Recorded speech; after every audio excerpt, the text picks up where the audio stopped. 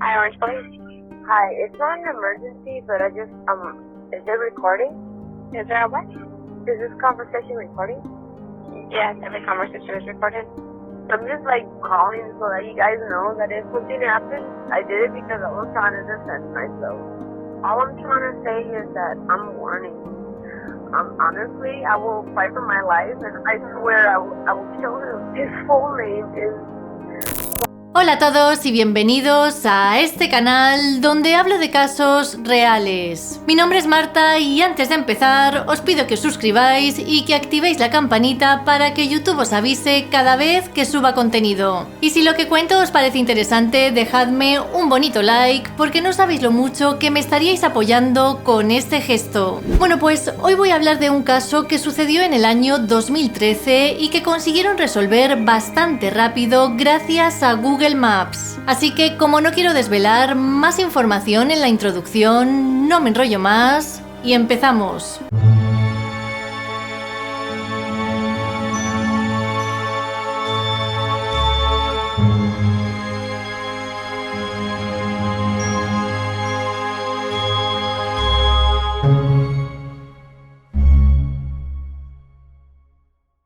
La mujer que aparece en la imagen era Maribel Ramos, nacida en noviembre de 1976 en México. Cuando era muy pequeña, emigró con su familia a Santa Ana, California. Su madre era soltera y tenía 2 trabajos para poder mantener a sus hijas. Debido a esto, Maribel pasó mucho tiempo cuidando a Lucy, su hermana pequeña. La familia cuenta que era buena persona y sobre todo muy humana. Además, nunca paraba quieta y destacan de ella que era muy competitiva. Desde siempre tuvo muy claro que quería ser alguien en la vida y sabía que para conseguirlo tendría que esforzarse al máximo. Por eso, durante la secundaria comenzó a trabajar después de clase como guardia de seguridad en una tienda. En un primer momento, su idea era ser policía, pero sabía que le iría mucho mejor si antes estudiaba un grado en la universidad. Finalmente cambió de idea y en agosto de 2001 se alistó en el ejército de los Estados Unidos. Sin embargo, un mes después ocurrieron los ataques de las Torres Gemelas y esto le llevó a combatir en Irak hasta en 2 ocasiones.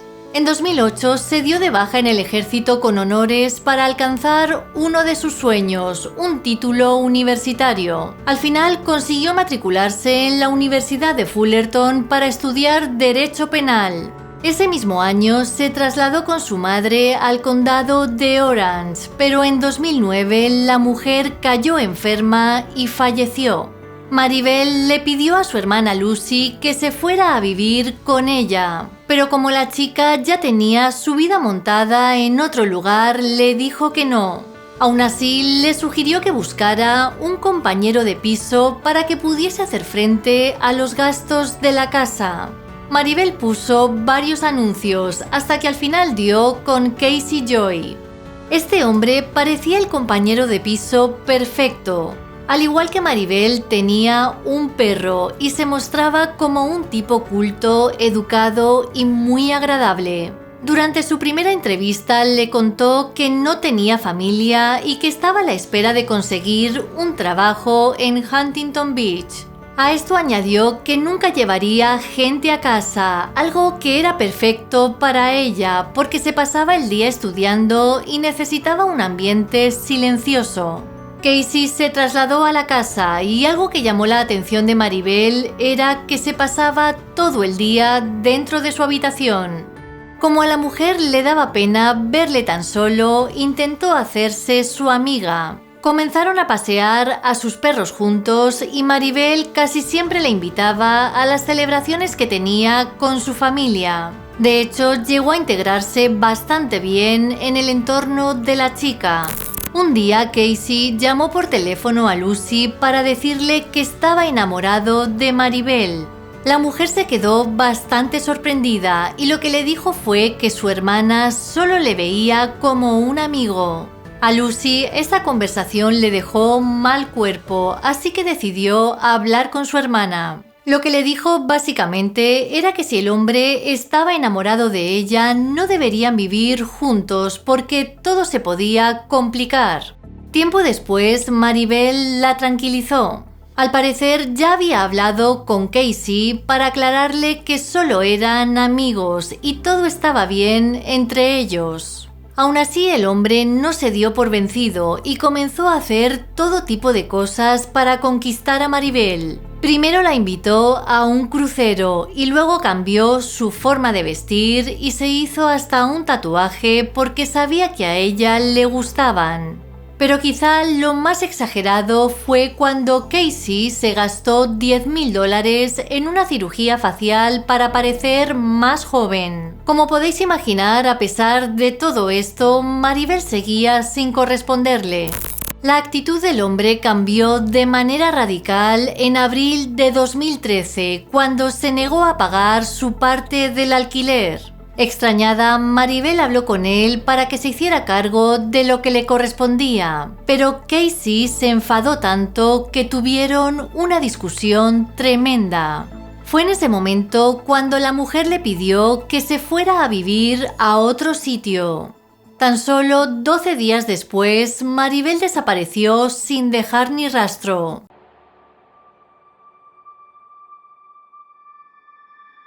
La mañana del 3 de mayo, Lucy recibió un mensaje de Casey en el que le decía que Maribel no había dormido en la casa. Lucy, conocedora de los problemas que había entre ellos, le dijo que no se preocupara y que ya regresaría. Llegó a pensar que el hombre solo quería sonsacarle información sobre el paradero de su hermana. Después de esto, Lucy le envió un mensaje de texto a Maribel para saludarla, pero no obtuvo respuesta. Aún así, esto no le extrañó, porque pensó que estaría ocupada. Las alarmas saltaron esa misma tarde. Maribel había quedado con su familia y con unos amigos para acudir a un partido de softball, pero no se presentó. Además, no estaba en su casa y tampoco contestaba a las llamadas de teléfono. Así que, como este comportamiento no era habitual en ella, decidieron denunciar su desaparición a la policía. Los agentes llegaron a la casa que compartía con Casey.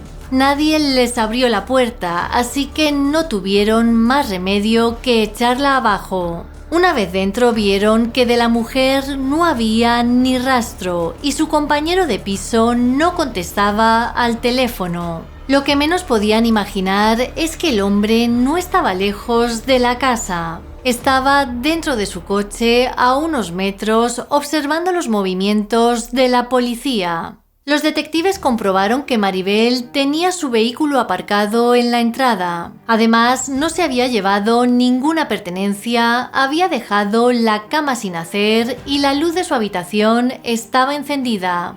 Una hora después, Casey salió de su coche y fue a hablar con los agentes que estaban en su casa para ver qué pasaba. Ellos aprovecharon esto para pedirle que fuese a la comisaría para hacerle unas preguntas. Durante el interrogatorio, el hombre contó que no tenía nada que ver con la desaparición de Maribel y que la última vez que la vio fue el 2 de mayo a las 9 de la noche.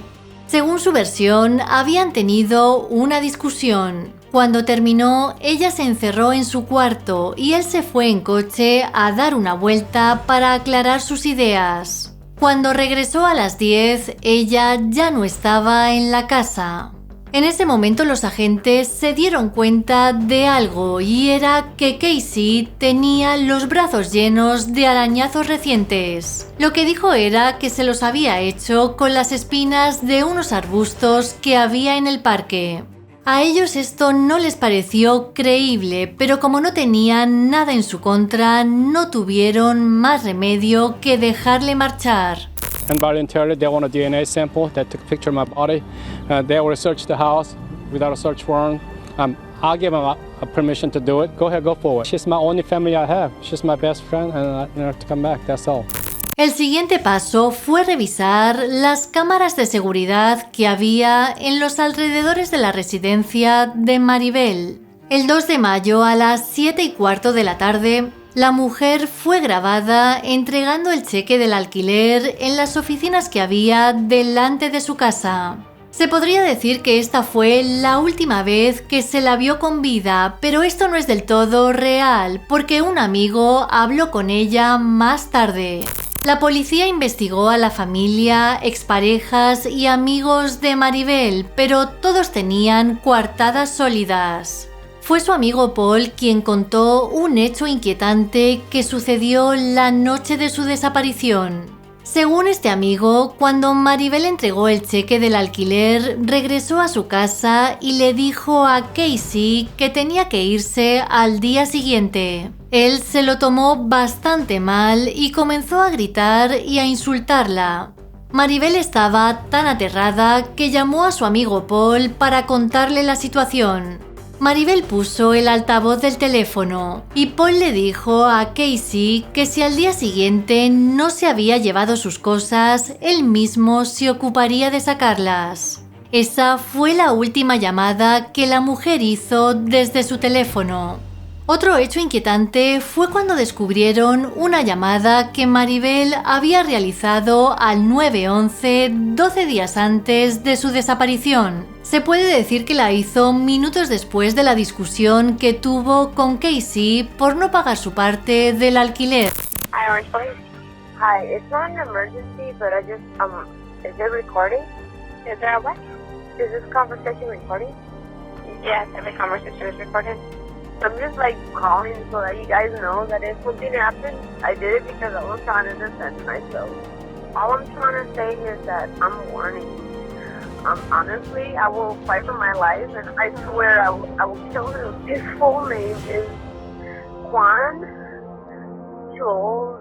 What I understand is Juan Chul Joy. Mientras tanto, la familia se dedicó a compartir la foto de Maribel por las calles y por las redes sociales. También hicieron una vigilia a la que se presentó Casey. Lo curioso fue que no quiso participar porque, según él, estaba muy triste. Durante esos días, el hombre se dedicó a escribir en los foros que había sobre la desaparición de su amiga. A varios usuarios les llamó la atención que siempre se refería a ella en pasado. Para la policía este caso era todo un reto porque Casey era muy listo y siempre conseguía rebatir cualquier acusación que le presentaban. Para ellos él era el único responsable de la desaparición de la mujer y no iban a parar hasta encontrar pruebas sólidas en su contra.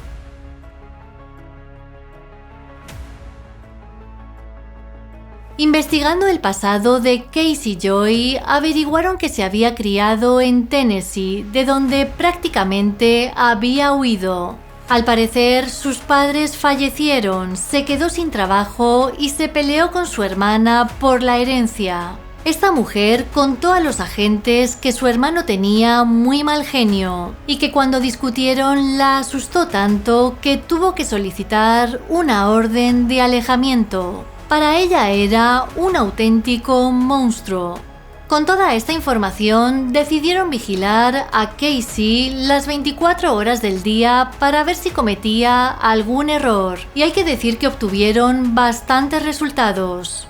Durante los días en los que fue vigilado, Casey acudió varias veces a la biblioteca pública para utilizar sus ordenadores. Mientras el hombre navegaba por internet, los agentes con una conexión remota veían todo lo que hacía en tiempo real. Durante estas conexiones buscó cosas que eran un tanto sospechosas. Por ejemplo, puso en el buscador cómo encender un móvil para rastrearlo, o cuál era la probabilidad de encontrar a una persona desaparecida.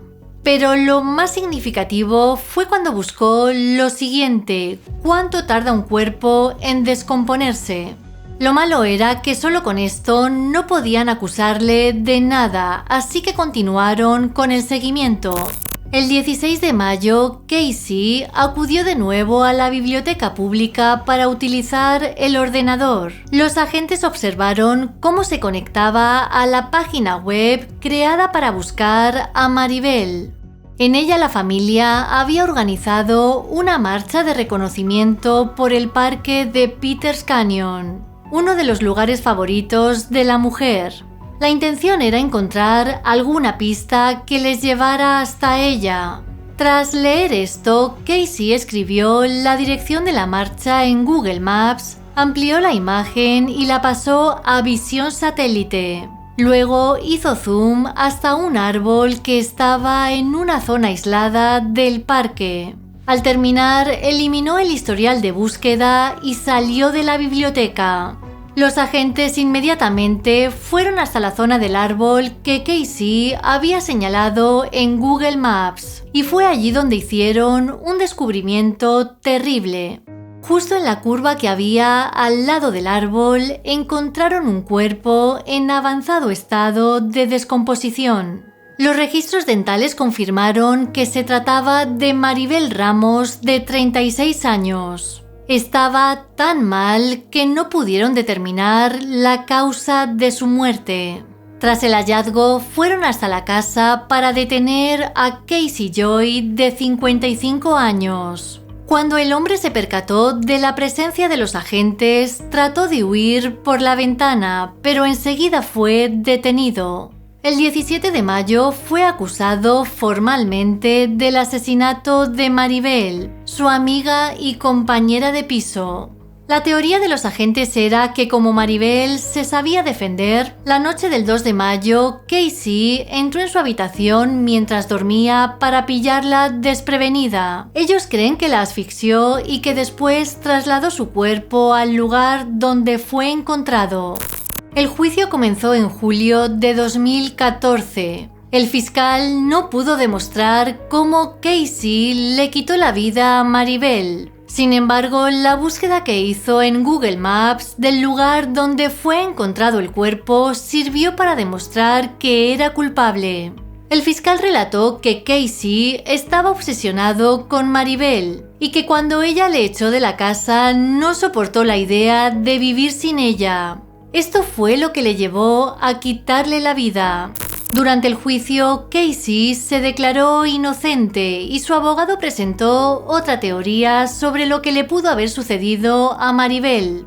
Afirmó que su defendido se había deshecho del cuerpo de la mujer, pero que eso no significaba que él le hubiese quitado la vida. También llegó a decir que después de su experiencia en Irak, la mujer estaba paranoica y que tenía problemas con el alcohol. Tal vez la noche de los hechos se quitó la vida o falleció por otra causa. A pesar del intento de su abogado, en septiembre de 2014, Casey Joy fue declarado culpable de asesinato en segundo grado y condenado a pasar 15 años en prisión.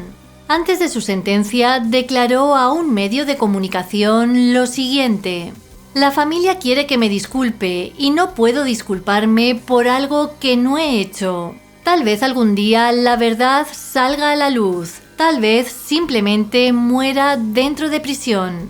Echo de menos a Maribel más que a nadie».